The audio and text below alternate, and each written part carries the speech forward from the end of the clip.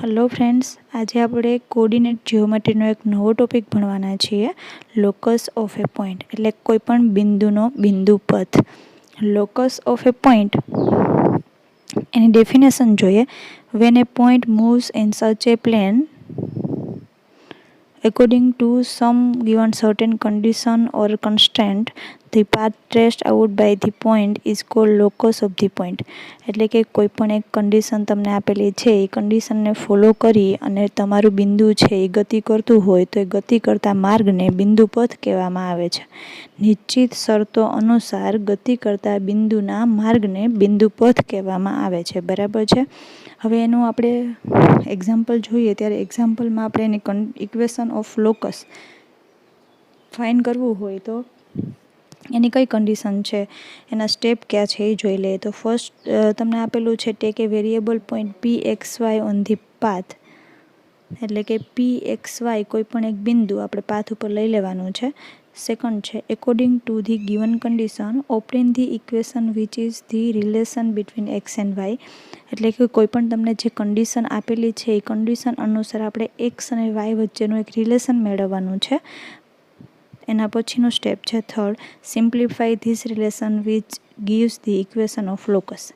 આ જે તમને રિલેશન એક્સ એન્ડ વાયનું મળ્યું છે એને તમે સાદુરૂપ આપશો અને જે તમને ઇક્વેશન મળશે એ તમને લોકસ ઓફ એ પોઈન્ટ એટલે કે એ બિંદુ પથનું સમીકરણ મળશે. એક એક્ઝામ્પલ લઈને સમજીએ. અહીંયા તમને આપેલું છે locus of a point, set of points with condition, એટલે કે એવા બિંદુઓનો ગણ કે જે કોઈ પણ એક કન્ડિશનને ફોલો કરી અને ગતિ કરતું હોય. ફોર એક્ઝામ્પલ તરીકે તમને સર્કલ આપેલું છે જેનું સેન્ટર સી આપેલું છે. હવે એક સર્કલ છે એ પણ એક બિંદુ પથ જ છે, તો કોઈ પણ એક ફિક્સ બિંદુ સીથી સમાન અંતરે આવેલા બિંદુઓનો ગણ, એટલે કે સી સેન્ટરવાળા, અને ધારો કે અહીંયા રેડિયસ તમને આપેલી નથી, આર રેડિયસ લઈ લઈએ તો આપણે આર ત્રિજ્યાવાળા વર્તુળનું સમીકરણ છે એ વર્તુળનો જે પથ છે જે અહીંયા ડોટ તરીકે તમને દર્શાવ્યું છે એ એક બિંદુ પથ છે, લોકસ છે. બરાબર છે. એટલે કે કોઈ પણ એક નિશ્ચિત બિંદુથી સમાન અંતરે આવેલા બિંદુઓનો ગણ. એના પછી તમને આપેલું છે સેકન્ડ એક્ઝામ્પલ કે પી બિંદુ છે એ એ અને બીથી સરખા અંતરે આવેલું છે, તો એનું locus of a point find કરો. તો તમને એવું કીધું હોય કે કોઈ પણ પી બિંદુ છે એ અને બીથી સરખા અંતરે આવેલું છે, તો તમને કન્ડિશન આપેલી છે ને, બરાબર, કે પી છે એ અને બીથી સરખા અંતરે આવેલું છે, તો પી એ ઇઝ ઇક્વલ ટુ PB લખી શકાય. બરાબર છે. એના ઉપરથી આપણે એનું locus of a point find કરી શકીએ. એવી રીતે ઇલિપ્સ છે, પેરાબોલા છે, બધા લોકસ ઓફ એ પોઈન્ટ જ છે. બરાબર છે. બધા બિંદુ પથ જ આપેલા છે. અહીંયા આપણે ખાલી એક સર્કલનું એક્ઝામ્પલ લઈને સમજ્યા. હવે આગળ જોઈએ એક્ઝામ્પલ જોઈએ. A point P moves in such a way that PA square plus PB square is equal to 44, where A minus 3, 2 and B 3, 2 are given points. Find the equation of locus of point P. હવે પહેલાં અહીંયા ગુજરાતીમાં આપણે રકમને સમજીએ તો કે કોઈ પણ એક બિંદુ P એવી રીતે ગતિ કરે છે કે જેથી PA square plus PB square is equal two 44 થાય, જ્યાં A માઇનસ 3, 2 અને B 3, -2 એ બે પોઈન્ટ આપેલા છે. તો આપણે Pના બિંદુ પથનું સમીકરણ મેળવવાનું છે. હવે જો અહીંયા પહેલાં તો આપણને locus of a point find કરવાનું કીધું. Locus of a point find કરવા માટે પહેલાં તો તમને જે બે પોઈન્ટ આપેલા છે એ બે પોઈન્ટ લઈ લઈએ. તો સોલ્યુશનમાં here A minus 3, 2 and B 3, -2 બીથી ગિવન પોઈન્ટ્સ, એટલે બે પોઈન્ટ તમને આપેલા છે A and B.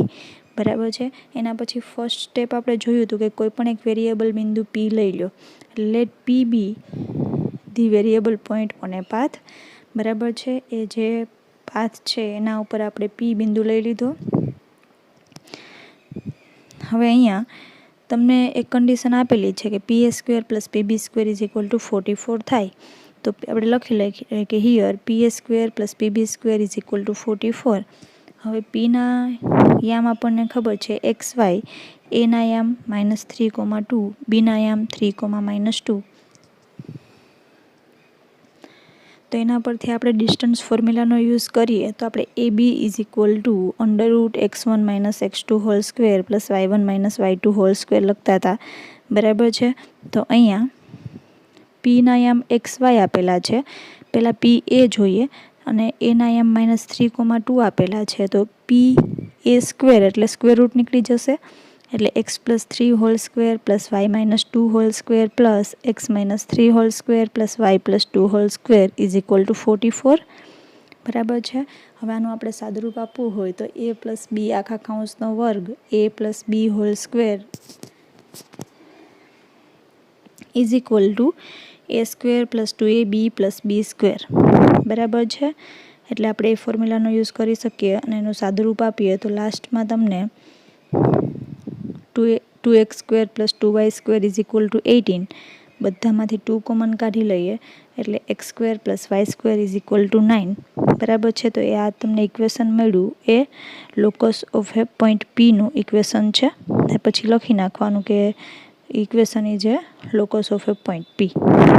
Second example જોઈએ. Example A8,6 B2,4 are fixed point. If a point P moves in such a way PA is perpendicular to PB, then find the equation of P. બરાબર છે. અહીંયા તમને શું કીધું હતું કે A અને B બે ફિક્સ પોઈન્ટ આપેલા છે, બરાબર છે. ઇફ એ પોઈન્ટ P એટલે કે P બિંદુ એવી રીતે ગતિ કરે છે કે PA અને PB છે એ પરસ્પર લંબ થાય, બરાબર. પરપેન્ડિક્યુલર ટુ PB એટલે કે PA અને PB પરસ્પર લંબ છે. Then find the equation of P. આગળના એક્ઝામ્પલમાં ડાયરેક્ટ તમને આપી દીધું હતું કે PA square plus PB square is equal two 44. જ્યારે અહીંયા તમને કન્ડિશન આપેલી છે એના ઉપરથી આપણે ઇક્વેશન બનાવશું એટલે કે રિલેશન બનાવશું. તો પહેલાં તો જે બે ફિક્સ પોઈન્ટ આપેલા છે એ ફિક્સ પોઈન્ટ લખી નાખ્યા. Here A and B are 2 fix points. Let PXY be the variable point. Here PA is always perpendicular to PB. Therefore હવે જો ફિગર સમજીએ તો કે અહીંયા PA અને PB તમને પરપેન્ડિક્યુલર પરસ્પર લંબ દેખાય છે, બરાબર છે. હવે PA અને PB પરસ્પર લંબ હોય તો આ કાટકોણ ત્રિકોણ બની જાય, રાઇટ એંગલ ટ્રાયેંગલ. અને કાટકોણ ત્રિકોણ બની જાય તો એના ઉપરથી આપણે એવું લખી શકીએ કે PA square plus PB square is equal two AB square, બરાબર છે. એટલે તમને આ કન્ડિશન મળી ગઈ. હવે અમુક એક્ઝામ્પલમાં તમને ડાયરેક્ટ કન્ડિશન આપેલી હશે, અમુક એક્ઝામ્પલમાં કાંઈ એવી કન્ડિશન આપેલી હશે અને એના ઉપરથી અથવા સ્ટેટમેન્ટ આપેલું હશે એના ઉપરથી કન્ડિશન આપણે બનાવવી પડશે, બરાબર છે. તો અહીંયા PA square plus PB square is equal two AB square એવું મળી ગયું તમને. હવે એમાં તમે બધી જ ફોર્મ્યુલા મૂકી દો અને ડિસ્ટન્સ ફોર્મ્યુલાનો યુઝ કરીએ તો પીના યામ આપેલા છે, એના યામ આપેલા છે, એટલે કે x1 - x2 hall square plus y1 - y2 whole square એવી રીતે વેલ્યુ મૂકીએ અને સાદુરૂપ આપો. A - B હોલ સ્ક્વેરવાળી ફોર્મ્યુલાનો યુઝ કરો અને લાસ્ટમાં આપણે સરવાળા બાદબાકી કરીએ એટલે જે ઇક્વેશન મળશે એ તમને લોકસ ઓફ એ પોઈન્ટ પીનું ઇક્વેશન મળશે, બરાબર છે. હવે ડિસ્ટન્સ ફોર્મ્યુલા સમજાવવાની કોઈ જરૂર નથી, આગળના બધા જ લેક્ચરમાં આપણે ડિસ્ટન્સ ફોર્મ્યુલાના એક્ઝામ્પલ જોયેલા છે એટલા માટે, બરાબર છે. ખાસ અહીંયા લોકસ ઓફ એ પોઈન્ટ પીમાં તમારે કન્ડિશન સમજવાની છે, કન્ડિશન જે બનાવવી પડે છે. આગળનો એક્ઝામ્પલ જોઈએ. A variable point moves in such a way that its distance from the point A is thrice its distance from the point B. Find the locus of the point P. અહીંયા તમને એવું કીધું છે કે કોઈ પણ એક વેરિયેબલ પોઈન્ટ છે એ એવી રીતે ગતિ કરે છે કે જેથી પોઈન્ટ વેરિયેબલ પોઈન્ટનું એથી અંતર બીથી અંતર કરતાં 3 ગણું છે. તો બિંદુ પથનું સમીકરણ શોધો, બરાબર. પહેલાં તો તમને બે પોઈન્ટ આપેલા છે એ લખી નાખો, બેથી ગિવન પોઈન્ટ્સ, બરાબર છે. પી આપણે કોઈ પણ એક વેરિયેબલ પોઈન્ટ લઈ લઈએ. એના પછી ફ્રોમ ધી ગિવન કન્ડિશન એટલે કે ગિવન કન્ડિશન તમને જે આપેલી છે કે પીનું એથી અંતર છે એ પીના બીથી અંતર કરતાં 3 ગણું છે, બરાબર. તો બે ઇક્વલ લખવા માટે પીનું બીથી અંતર છે એને આપણે 3 વડે મલ્ટીપ્લાય કરવા પડે એટલે PA is equal two 3PB, બરાબર છે. હવે અહીંયા આપણે સ્ક્વેર રૂટ ન લેવું હોય તો PA square is equal two 9PB square. Therefore, x minus 3 whole square plus y minus 0 whole square is equal to 9 બ્રેકેટમાં x plus 3 whole square plus y minus 0 whole square બરાબર છે. અહીંયા આપણે a minus b whole square and a plus b whole square ફોર્મ્યુલાનો use કરીએ તો તમને જે સાદુરૂપ આપી અને ડાબી બાજુ અને જમણી બાજુ છે એક બાજુ ઇક્વલ ટુ 0 લઈ લઈએ. Therefore, 8x square plus 8y square is equal to 60x plus 72 is equal to 0. બધામાંથી તમે 4 કોમન કાઢી લો તો તમને જે ઇક્વેશન મળશે 2x square plus 2y square plus 15x plus 18 is equal two 0. બરાબર છે. આ બિંદુપથનું સમીકરણ મળ્યું છે. બિંદુપથના એક્ઝામ્પલમાં આપણે શું કરવાનું છે, પહેલાં તો તમને જે 2 પોઈન્ટ આપેલા છે એ 2 પોઈન્ટ લઈ લેવાના છે. કોઈપણ એક વેરિયેબલ પોઈન્ટ p લઈ લેવાનો છે. એના પછી તમને કોઈપણ કન્ડિશન આપેલી હોય તો એને એ કન્ડિશન મૂકી દેવાની છે, અથવા કોઈ સ્ટેટમેન્ટ આપેલું હોય તો એની કન્ડિશન બનાવવાની છે અને ડિસ્ટન્સ ફોર્મ્યુલાનો યુઝ કરી અને લાસ્ટમાં એનું સાદુરૂપ આપો અને જે ઇક્વેશન મળે છે એ બિંદુપથનું ઇક્વેશન છે. બરાબર છે. Thank you.